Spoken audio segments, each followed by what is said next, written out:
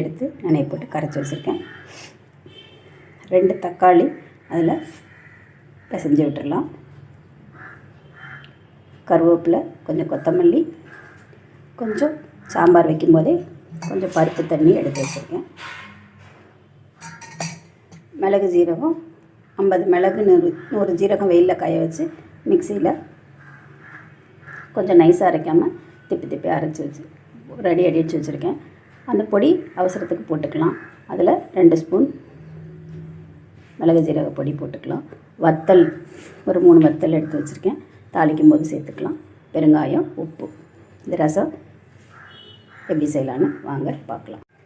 கரைச்சி வச்சுருந்த புளி கரைசலில் தக்காளியை பிணைஞ்சு விட்டாச்சு. கொத்தமல்லி, கருவேப்பிலை, வெள்ளைப்பூடு தட்டி போட்டிருக்கோம். 2 ஸ்பூன்